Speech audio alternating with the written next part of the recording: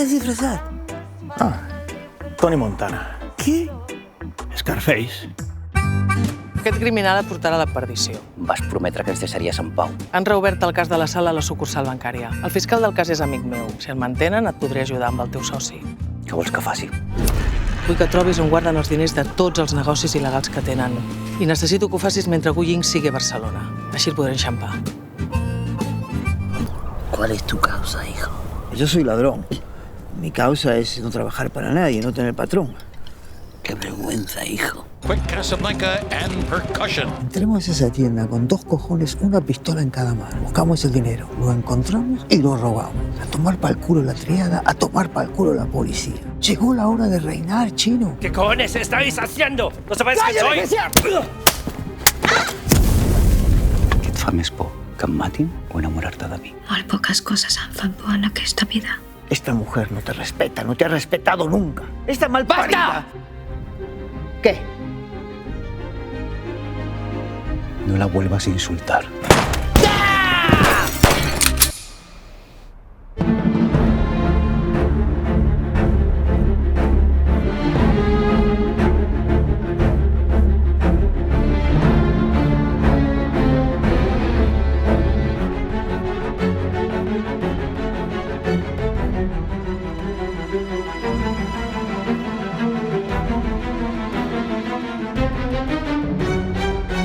Aquí tens. Si un soldat de la tríada ve cap a tu, dispares. És molt fàcil. Apuntes i apretes el gallet. Ara no. Ara amaga-la. Fins ara no havíem sentit a parlar en cap novel·la de la màfia xinesa a Barcelona. Jo penso que l'Andreu Martín ha estat la persona, l'escriptor, que es va fixar en aquesta, podríem dir, condició que té Barcelona, d'aquesta màfia xinesa, i que ha donat peu a generar aquesta pel·lícula Societat Negra. Com neix la història, l'argument d'aquesta novel·la? L'argument d'aquesta novel·la neix per pura casualitat, quan un amic meu em presenta amb un xinès que viu a Barcelona, que va ser periodista i que va tenir un càrrec molt important en el consolat xinès de Barcelona i que volia publicar una novel·la i tenia un projecte, 4 folis escrits, i a partir d'aquí vam començar a parlar. La novel·la que ella m'ensenyava no em semblava que tingués gaire interès i, en canvi, em va encendre a mi la llumeta de dir-li a ell per què no parles de les tríades xineses, que jo sabia que existien perquè un sap una miqueta de tot, i ell llavors va posar uns ulls molt complats i va dir no, de cap manera jo mai escriuria sobre això, cosa que em va desvetllar les ganes d'escriure jo. I em va semblar que ell sabia del tema i li vaig començar a preguntar, vam veure'ns repetides vegades i aquest senyor es va convertir en el meu Virgili que em va passejar per l'infern nocturn de Barcelona amb allò que estava relacionat amb, diguem-ne, delinqüència xinesa. Ell es negava a parlar de màfies xineses. Jo llavors vaig fer les meves investigacions, parlant amb els meus policies de capçalera i amb els meus jutges de capçalera, i em vaig assabentar que a París, per exemple, existeix una brigada policial dedicada a la màfia xinesa, a les tríades. I a Londres existeix una brigada policial antitríades. I em sembla que a Amsterdam també existeix una brigada antitríades. I a Barcelona, per què no existeix una brigada antitríades? No, és que no existeixen les tríades a Barcelona. Com és això? No t'ho vas creure d'entrada? Bé, era difícil de creure i en tot cas si m'ho creia, què tenia Barcelona perquè les tríades no volguessin venir? Que és que ens hi veuen? Per què hem d'estar nosaltres? Per què tothom ha de tenir tríades i nosaltres no tenim tríades? I basant-me en aquest principi va ser quan vaig decidir escriure una novel·la com si existissin tríades a Barcelona. El que passa és que aquí es jutja a partir de que no hi ha hagut o no hi havia hagut en aquell moment cap delicte atribuïble a tríades i a màfies xineses, cap delicte que arribés a jutjats. Per tant, no hi havia cap resolució judicial que apuntés a tríades. I la policia tampoc tenia denúncies contra les tríades, de manera que oficialment no existien.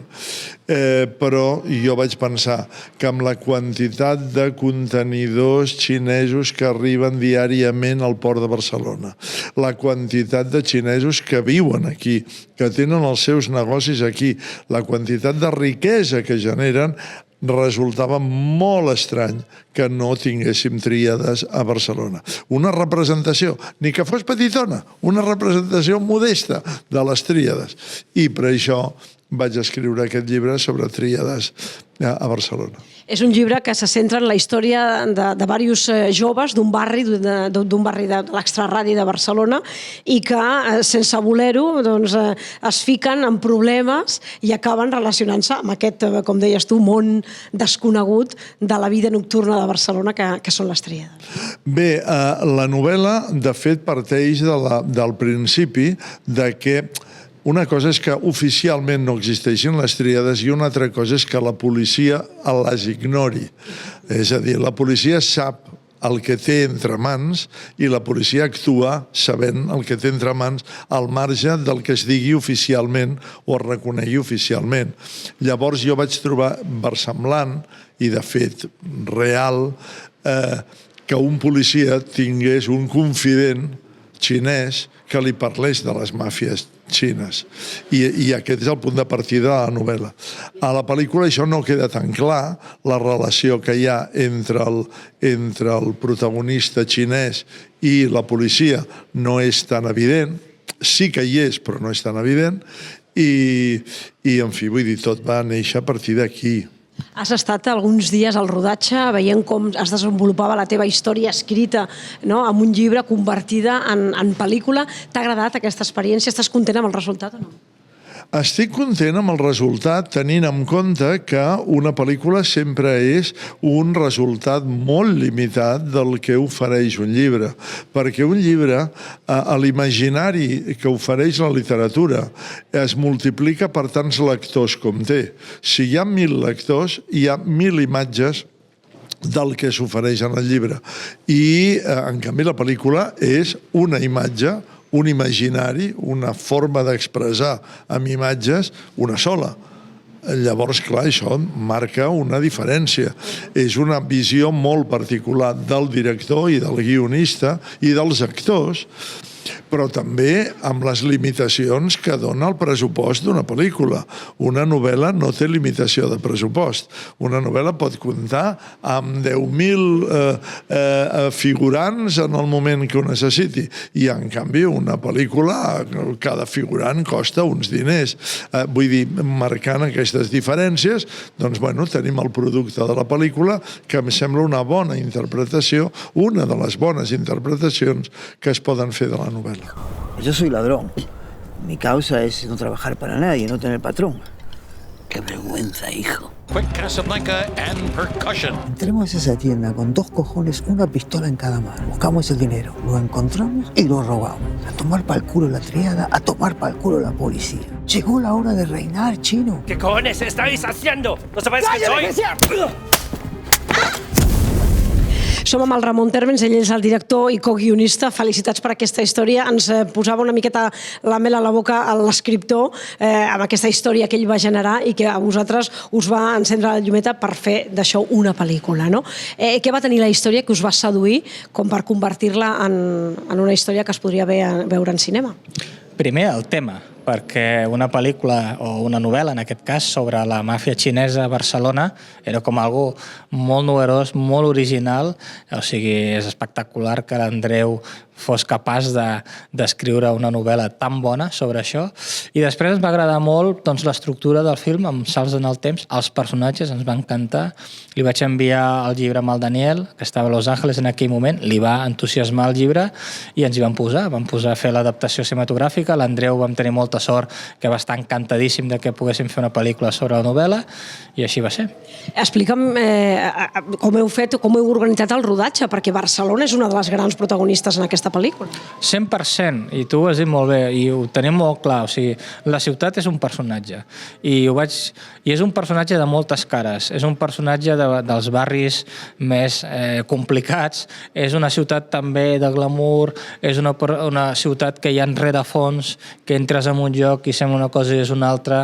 Jo crec que va en funció dels personatges, tant dels personatges marginals com de la màfia xinesa, i et va portant la pel·lícula la pròpia ciutat. Sí, sí, molt ben vist. L'heu rodat a Barcelona, també a Rodalies, oi que sí? Sí, exacte. Hem rodat a Badalona, hem rodat a Sant Adrià, a Santa Coloma, i sí, per mi és un dels protes de la pel·lícula. La ciutat. I després estan els actors, havien d'aparèixer actors xinesos també, gent resident d'aquí de Barcelona. Sí, que parlen el català perfectament, i sí, doncs vam l'Alberto, la Chacha, el Marcos, vam fer un càsting, també vam portar actors xinesos de fora, va venir un actor de Singapur, Adrian Pang, va venir un altre actor també de Londres, en fi, és un multicàsting a nivell quasi mundial, i bueno, va funcionar molt bé. Què és el que més us agrada del resultat de la pel·lícula, o el que penseu vosaltres que pot cridar més l'atenció d'aquesta història? Jo crec que l'espectador es sorprendrà. Molta gent diu que li ha sorprès la pel·lícula, es queda completament enganxat als personatges des del minut 1, no pots parar de veure-la, et va portant, anem combinant drama i comèdia, i jo cinematogràficament intento que cada pel·lícula des del punt de vista del llenguatge sigui millor que l'anterior, sempre m'esforço a millorar, perquè sempre hi ha una manera, diguem, millor per narrar, saps? Perquè el cinema és un llenguatge, i llavors és un llenguatge que quan més pel·lis fas, més el domines, i bueno, la veritat és que estem contents, o sigui, jo estic molt content del resultat. Doncs felicitats, Ramon, i a omplir les butaques del teatre i dels cinemes. Gràcies. Pues sí, moltes gràcies.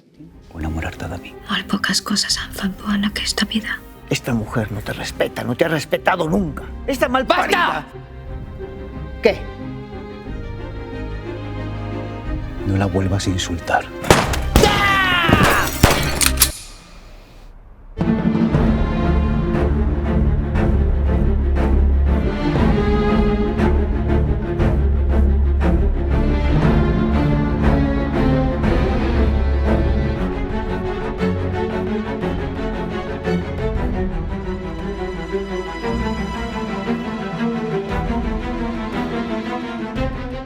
Daniel Faraldo, co-guionista, ¿contento con el resultado cuando se sienta uno en la butaca y ve el trabajo de tanto tiempo? Sí, realmente fue mucho tiempo.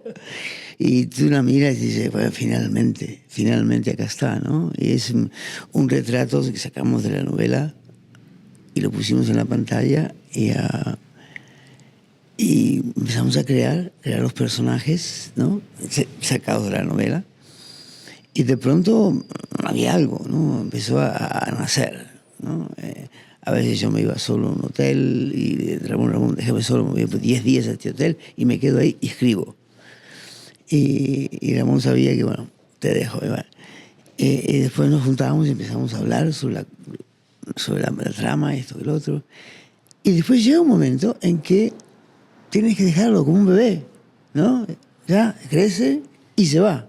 La película llega a las salas, ¿no? Claro, y no tienes poder, no tienes nada, no puedes hacer nada, ¿no? Ahí está. Y lo bueno de trabajar como trabajamos nosotros es que nadie nos dice lo que tenemos que hacer. Si te gusta o no te gusta, ahí estamos, ¿no? Ramón Tano y Daniel Faraldo, ahí está, listo. Te gusta o no te gusta, es nuestra película. Y eso hoy en día es difícil. Es un reto. Nosotros también con este programa no tenemos jefe, hacemos también y vamos a entrevistar a quien nos apetece y consideramos que lo merece. Entonces, encantados también. En eso estamos en la misma onda. En el mismo barco. Oye, quiero que me hables de la otra historia, porque es verdad que esas mafias chinas y Barcelona son protagonistas en la historia, pero después están las historias personales. Las habéis trabajado también para que formen y acaben de poner la guinda del pastel, ¿no? Exacto. Lo que la mafia china, estos tres pobres desgraciados.